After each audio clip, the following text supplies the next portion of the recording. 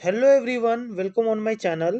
आज के वीडियो में हम important elements of periodic table यानी कि पीरियोडिक टेबल में जितने भी महत्वपूर्ण एलिमेंट्स हैं यानी तत्व हैं उसके बारे में पढ़ेंगे और उसके कैरेक्टरिस्टिक्स यानी उनकी विशेषता क्या है उनके बारे में भी हम पढ़ेंगे। और आप किसी भी एग्जाम का प्रीवियस ईयर क्वेश्चंस निकाल लीजिए केमिस्ट्री का, आपको यहाँ से यानी इस टॉपिक से क्वेश्चन जरूर देखने को मिलते हैं। तो काफ़ी ज़्यादा इंपॉर्टेंट है। जो चीज़ें मैं आपको इस वीडियो में बताऊंगा उन सभी को आप ध्यान रखना, और इससे रिलेटेड जो पीडीएफ है वो मैं डिस्क्रिप्शन में डाल दूंगा। आप इसको बार बार रिवाइज करना, हर एक एक वीक में एक बार रिवाइज कर लेना पीडीएफ से आप। तो ये सारी चीज़ें जो है आपके दिमाग में रहेगी और आपको जो है 2 से 3 नंबर का फ़ायदा होने वाला है कोई भी एग्जाम में आप बैठेंगे तो बिना देर किए हम वीडियो को स्टार्ट करते हैं। और पहला हम देखते हैं कि क्रस्ट में सबसे ज़्यादा पाए जाने वाला तत्व, यानी कि जो अर्थ क्रस्ट है, हमारे धरती का जो क्रस्ट यानी अपर लेयर जो है, वहाँ पे सबसे ज़्यादा पाए जाने वाला तत्व एलिमेंट कौन सा है? तो वो है आपका ऑक्सीजन। ऑक्सीजन जो है अर्थ क्रस्ट पे सबसे ज़्यादा पाए जाने वाला तत्व है, यानी कि एलिमेंट है। अगला है आपका क्रस्ट पर पाए जाने वाली सबसे ज़्यादा धातु, यानी कि अर्थ क्रस्ट में सबसे ज्यादा मेटल कौन सा पाया जाता है? तो वो है आपका एल्युमिनियम। एल्युमिनियम मेटल जो है वो अर्थ क्रस्ट पर सबसे ज्यादा पाया जाता है। तो ये ध्यान रखिएगा, यहाँ पे तत्व की बात हो रही है, एलिमेंट की, यहाँ पे मेटल की बात हो रही है। ठीक, एलिमेंट में ऑक्सीजन सबसे ज्यादा पाया जाता है और धातु में यानी कि मेटल में सबसे ज्यादा एल्युमिनियम पाया जाता है। उसके बाद है क्रस्ट पर पाए जाने वाली सबसे ज्यादा अधातु, यानी अर्थ क्रस्ट पे सबसे ज्यादा अधातु यानी कि नॉन मेटल कौन सा पाया जाता है? तो है आपका सिलिकॉन। सिलिकॉन जो है सबसे ज्यादा नॉन मेटल जो है वो अर्थ क्रस्ट पर पाया जाता है। अगला है आपका ब्रह्मांड यानी कि यूनिवर्स में पाए जाने वाला सबसे ज्यादा तत्व, यानी सबसे ज्यादा एलिमेंट जो है जो पूरे ब्रह्मांड में पाया जाता है वो कौन सा है? तो वो है आपका हाइड्रोजन। तो यहाँ पे देखिए, क्रस्ट पे सबसे ज्यादा पाए जाने वाला तत्व कौन सा है? ऑक्सीजन है। लेकिन अगर ब्रह्मांड की बात की जाए तो सबसे ज्यादा हाइड्रोजन जो है पूरे ब्रह्मांड में पाया जाता है। आगे आपका मानव शरीर में पाए जाने वाला सबसे ज्यादा तत्व यानी कि सबसे ज्यादा एलिमेंट हमारे शरीर में कौन सा पाया जाता है? तो वो है आपका ऑक्सीजन। ऑक्सीजन जो है ह्यूमन बॉडी में सबसे ज्यादा पाए जाने वाला तत्व है। अगला है आपका एकमात्र अधातु यानी एकमात्र नॉन मेटल ऐसा है जो द्रव अवस्था में यानी कि लिक्विड अवस्था में होता है, वो कौन सा है? तो है आपका ब्रोमीन। ब्रोमीन जो है एक ऐसा नॉन मेटल है, ऐसा अधातु है जो लिक्विड अवस्था में होता है। नेक्स्ट है आपका ऐसा धातु यानी ऐसा मेटल जो द्रव अवस्था में यानी कि लिक्विड फॉर्म में होता है, तो वो कौन सा है? तो वो है पारा, मरकरी। मरकरी ऐसा मेटल है, ऐसा धातु है जो लिक्विड अवस्था में होता है। तो ये दोनों इंपॉर्टेंट है। नॉन मेटल लिक्विड अवस्था में ब्रोमीन होता है, और मेटल जो है यानी धातु लिक्विड अवस्था में कौन होता है? तो वो है मरकरी आपका। अगला है आपका सबसे भारी तत्व यानी कि सबसे हैवी एलिमेंट, वो कौन सा है? तो है ओस्मियम। ओस्मियम जो है सबसे भारी तत्व है। तो होप यहाँ तक चीज़ें क्लियर हो गई होंगी। एक बार हम रिवाइज कर लेते हैं। क्रस्ट पे सबसे ज़्यादा पाए जाने वाला तत्व एलिमेंट कौन सा है? तो है ऑक्सीजन। क्रस्ट पे सबसे ज़्यादा मेटल कौन सा पाया जाता है? तो है एल्युमिनियम। सबसे ज़्यादा नॉन मेटल क्रस्ट पे कौन सा पाया जाता है? तो है आपका सिलिकॉन। यूनिवर्स में सबसे ज़्यादा पाए जाने वाला तत्व कौन सा है? तो है आपका हाइड्रोजन। मानव शरीर में सबसे ज़्यादा पाए जाने वाला तत्व ऑक्सीजन। नॉन मेटल जो लिक्विड फॉर्म में है तो वो है आपका ब्रोमीन। मेटल जो लिक्विड फॉर्म में है वो है आपका पारा यानी कि मरकरी। और सबसे भारी तत्व यानी सबसे भारी एलिमेंट कौन सा है? तो है आपका ओस्मियम।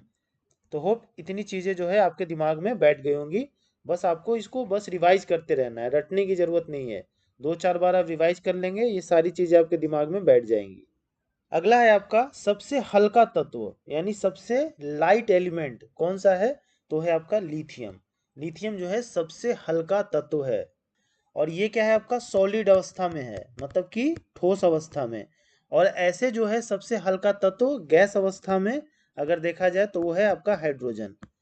तो कंफ्यूज मत होइएगा, कहीं कहीं लिखा होता है कि हाइड्रोजन सबसे हल्का तत्व है, तो ये गैसियस स्टेज में सबसे हल्का तत्व है हाइड्रोजन। पर अगर सॉलिड यानी ठोस अवस्था में हम बात करें सबसे हल्का तत्व का, तो है आपका लिथियम। अगला है आपका ऐसा कौन सा अधातु है यानी नॉन मेटल है जो कंडक्टर ऑफ इलेक्ट्रिसिटी है यानी कि विद्युत का सुचालक है? जनरली सारे नॉन मेटल बैड कंडक्टर होते हैं, कुचालक होते हैं इलेक्ट्रिसिटी के, पर एक ऐसा नॉन मेटल है जो सुचालक है, यानी वो गुड कंडक्टर है इलेक्ट्रिसिटी का, तो है आपका ग्रेफाइट। ठीक, ध्यान रखिएगा इसको। अगला है आपका कि कौन सा ऐसा तत्व है, कौन सा ऐसा एलिमेंट है जो बेस्ट कंडक्टर है इलेक्ट्रिसिटी का, यानी सबसे अच्छा सुचालक है इलेक्ट्रिसिटी का, तो है आपका सिल्वर, चांदी। चांदी जो है वो बेस्ट कंडक्टर है इलेक्ट्रिसिटी का, ध्यान रखिएगा, काफी बार एग्जाम में रिपीट हुआ है ये क्वेश्चन। नेक्स्ट है आपका हीट का, यानी उष्मा का सबसे अच्छा सुचालक, यानी बेस्ट कंडक्टर ऑफ हीट, कौन सा ऐसा तत्व है, तो वो है आपका पारा, मरकरी। मरकरी जो है सबसे अच्छा आपका उष्मा का सुचालक है। तो इलेक्ट्रिसिटी का बेस्ट कंडक्टर सिल्वर, चांदी हो गया, और हीट का मरकरी हो गया, पारा। आपने सुना होगा कि जब गर्मी बढ़ती है तो हम बोलते हैं ना कि मरकरी का पारा बढ़ गया, तो उससे भी आप इसको कनेक्ट करके ध्यान रखिएगा। उसके बाद देखिए सबसे ज्यादा क्रियाशील अधातु, यानी सबसे ज्यादा रिएक्टिव नॉन मेटल कौन सा है, तो है आपका फ्लोरीन। फ्लोरीन जो है ऐसा नॉन मेटल है, ऐसा अधातु है जो सबसे ज्यादा रिएक्शन करता है। और फ्लोरीन क्या है, एक हेलोजन है। अगर आपने पीरियोडिक टेबल के वीडियोज नहीं देखे हैं मेरे, तो आप प्लेलिस्ट में जाके उन्हें देख लीजिएगा, उनमें जो है मैंने सभी चीजों को डिस्क्राइब किया है। अगला है आपका सबसे ज्यादा क्रियाशील धातु, यानी कि सबसे रिएक्टिव मेटल कौन सा है, तो है आपका सीजियम। सीजियम जो है सबसे रिएक्टिव मेटल है।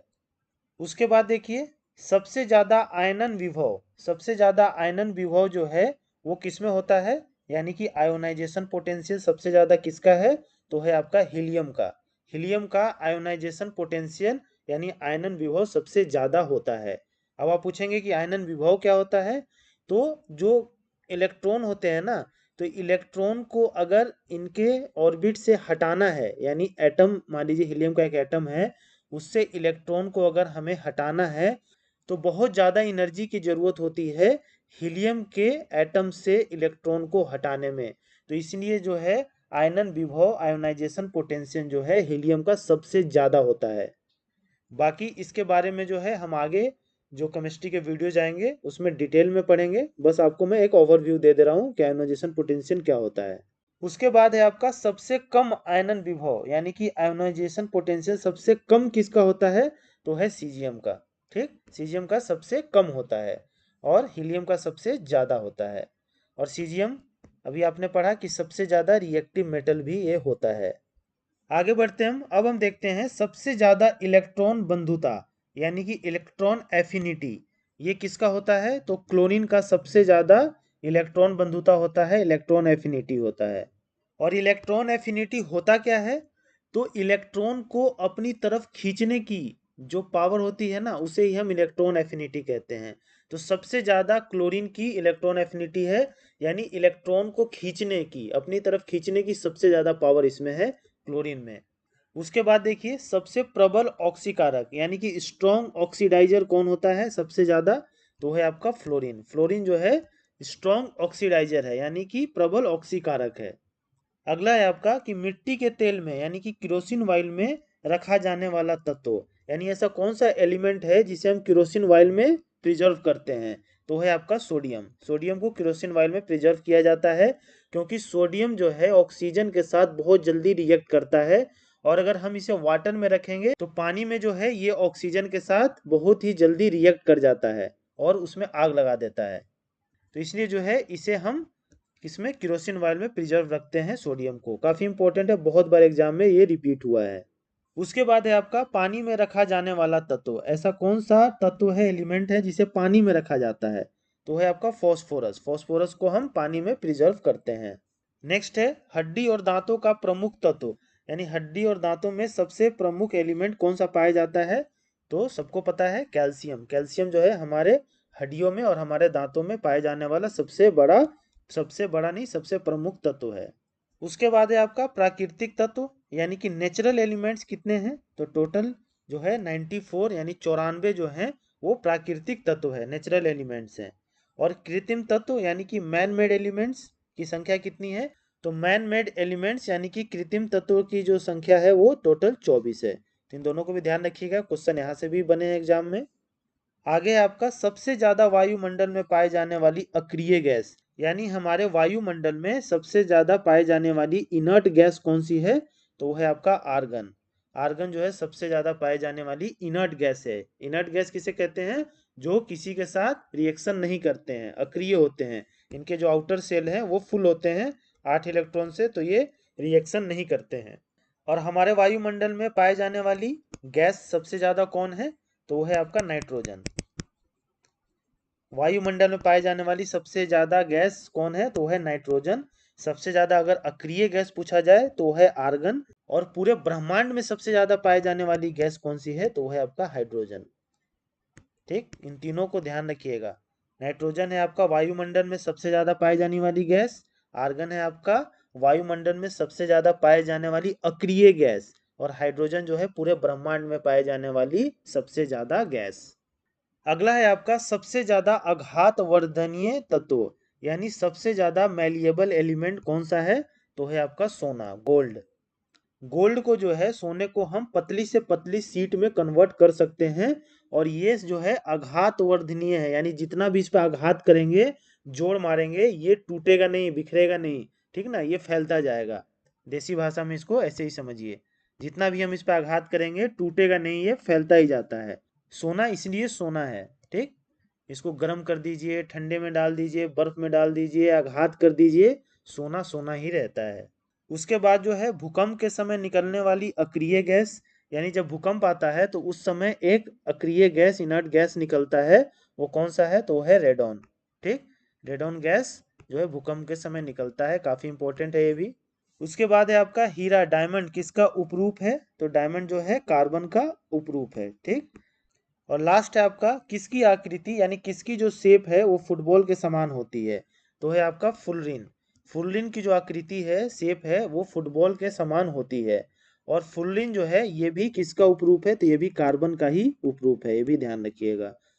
तो होप सारी चीज़ें आपको समझ में आ गई होंगी। इसमें ज़्यादा समझने के लिए नहीं है, आपको बस इसको याद रखना है। और याद कैसे रखेंगे? बार बार रिवीजन करके। तो उसके लिए मैं पीडीएफ डाल दूंगा डिस्क्रिप्शन में, आप इसको बार बार रिवाइज कीजिएगा। और ये 2-4 बार अगर आप रिवाइज कर लिए तो आपके दिमाग में ये बैठ जाएगा। और पीरियोडिक टेबल का जो है एक लेक्चर और रह गया है, कल जो है मैं उसको कंप्लीट कर दूंगा। और उसके बाद आपका पीरियोडिक टेबल पूरा खत्म हो जाएगा। तो मिलते हैं नेक्स्ट वीडियो में। और अगर आपको ये केमिस्ट्री की सीरीज पसंद आ रही है तो please like share and subscribe to my channel. Thank you.